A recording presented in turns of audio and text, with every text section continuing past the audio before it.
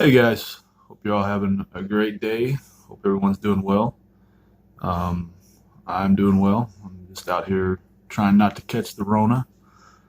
Think I'm doing a good job of that, not leaving the house. Um,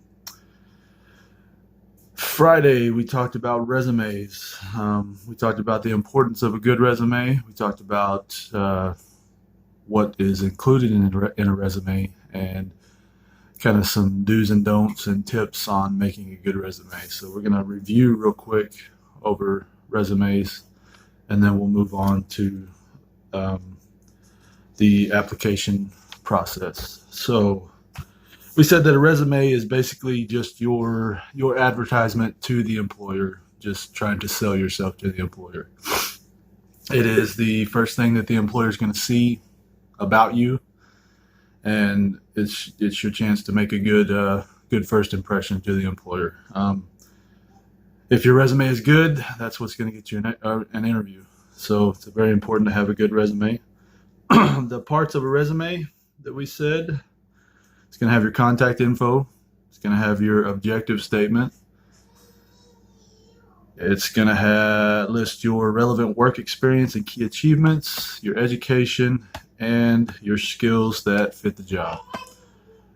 A few do's and don'ts that we said about resumes, and things that you do want to do. You want to use complete, current, and accurate contact info so they'll be able to get in contact with you. Um, you want to make sure you provide a professional sounding email address. Don't want anything silly. A couple things you don't want to do. You don't want to be dishonest, sneaky, or vague. If you're dishonest, you're going to get caught up because they will check up on that info. Okay, let's go ahead and move on to the application process. So at this point in your job search, you have written your resume, and now you're going to start filling out applications, whether it be an online application or you're actually going to the place of business to pick up an application from the employer. Just some tips to remember during this process. Number one, you want to make sure you have all your info ready to go. There's nothing more frustrating than whenever you're filling out an application and you're having to do a lot of research to figure out addresses and phone numbers and stuff like that. So it's good to have all that stuff ready to go for whenever you're filling out the application so the process can go a little bit more quickly. There is a lot of information on an application that they ask for, so it's good to have all that ready to go.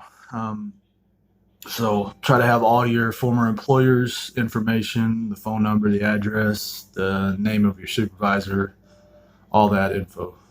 You want to make sure if you're going to the business to pick up an application, go pick up the application yourself. Don't have mom or dad go do it for you, or your friend that works there. Go show your face, make it look like you're at least willing to go pick up the application for yourself. Um, it doesn't look too good on you if you're sending somebody else to go pick up an application for you. So pick it up yourself. While you're filling out the application, make sure you don't rush through and make it look sloppy. If you're careless when you're filling out the application, looks really sloppy, the employer might think, well, hey, this application looks really sloppy. This person might do a sloppy job when they're actually working for me. So make sure you make it look nice and neat. Don't rush through it. Another thing, you want to make sure you fill in all sections of the application. Don't leave anything blank. If you leave a section blank, that's kind of looking like maybe you're not willing to follow instructions.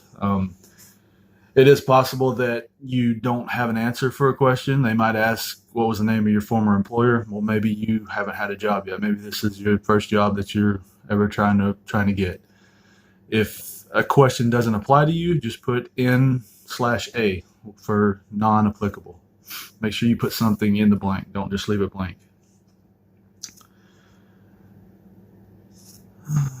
All right, you want to make sure you have a list of 3 to 4 references ready to go, and their contact info, phone number, email, address. And make sure these references know that you're using them for a reference. And these people need to be someone who can vouch for your work ethic, your character, um, just you as a person. Make sure that it's somebody that's going to be able to say something good about you. You don't want to use somebody who uh, doesn't have very high opinion of you as a reference. Make sure it's someone that can, like I said, vouch for your character, your work ethic, and just basically talk you up and make you sound like a good employee. Needs to be, most of the time they're going to ask for someone who's not a family member, so needs to be maybe a teacher, a coach, a former employer, someone like that. Um, some things to avoid when filling out applications: make sure you're not just skimming through the instructions. You want to read everything carefully and don't rush, like I said earlier. Again, don't leave sections blank.